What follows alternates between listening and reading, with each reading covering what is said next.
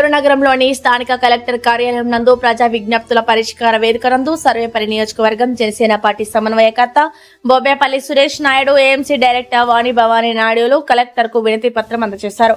ఈ సందర్భంగా వారు మాట్లాడుతూ సర్వేపల్లి గ్రామంలో 5 కులాల వారు అంత్యక్రియలు నిర్వహించుకునేందుకు కొత్తగుంట దొరువు వాడుకుంటున్నారని, ఆ ప్రాంతం 300 ఎకరాల భూమి సాగు చేసుకునేందుకు సోమశీల జలాలను నింపుతారని, కావున ఈ 5 కులాల వారు అంత్యక్రియలు జరుపుకోవాలి అంటే నీళ్లలో ప్రయాణించాలని, కావున కలెక్టర్ పరిశీలించి అంత్యక్రియల కొరకు శ్మశాన స్థలాన్ని కేటాయించాలని విజ్ఞప్తి చేశారు.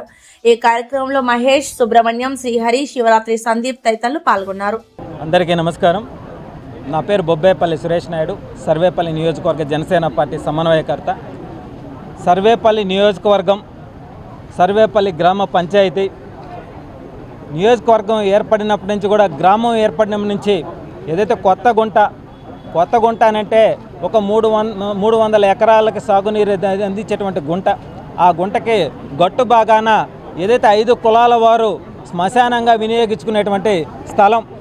అది వర్షాలు వస్తే ఆ గుంట నిండిపోతే శవాన్ని ఎక్కడ బూడ్చుకోవాలో అర్థం కాని పరిస్థితిలో ఈ విధంగా శవాన్ని మూసుకుపోయి నీళ్ళలో ఎక్కడ గట్టుంటే అక్కడ బూడ్చుకునేటువంటి పరిస్థితి. గతంలో కూడా అనేక సందర్భాల్లో దీనిపైన పోరాటం చేసి యుద్ధం చేస్తే నా మీద నాన్ బెయిలబుల్ కేసు పెట్టి ఆనాటి వైసీపీ ప్రభుత్వం ఒక సిమెంట్ రోడ్ అయితే వేశారు, కానీ పూర్తి స్థాయిలో అది శ్మశానంగా గుర్తింపు రాలా. ఎందుకనంటే అది చెరువు పోరంబోకు, గుంట పోరంబోకు అని చెప్పి ఎటు కాని పరిస్థితిలో ఉంది.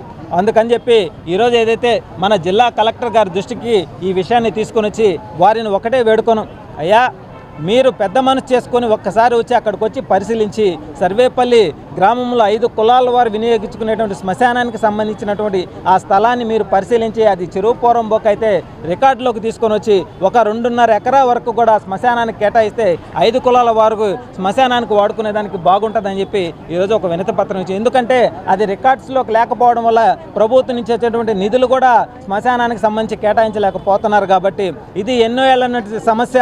కాబట్టి దాన్ని పరిష్కరించాలని చెప్పి కోరుతున్న కోట్ల రూపాయలు అవినీతి జరిగింది గత 5 ఏళ్లలో వైసీపీ ప్రభుత్వంలో. కానీ ఏ రోజు కూడా ఆ గ్రామాన్ని శాసించినటువంటి వైసీపీ నాయకులు కంపెనీల నుంచి లక్షల రూపాయలు వసూలు చేస్తున్నా కానీ మా గోడుని వినలా, మా గోడుని పట్టించుకోలా, మా గ్రామ సమస్య పరిష్కరించాల. ఏ గ్రామానికైనా సరే పెద్ద భవనాలు కట్టుకున్నా అవి శాశ్వతం కాదు, చివరికి 6 అడుగుల నేలలోనే పడాల్సిందే. కాబట్టి అటువంటివి కూడా ఇలా ఉంటే చాలా ఇబ్బందులు. కాబట్టి కూటమిలో భాగంగా ఏదైతే జిల్లా కలెక్టర్ గారి దృష్టిలో పెడితే వారు అక్కడికి వచ్చి పరిశీలించి ఆ సమస్యను పరిష్కరిస్తాడని చెప్పి ఈరోజు విన్నవించుకున్నాం.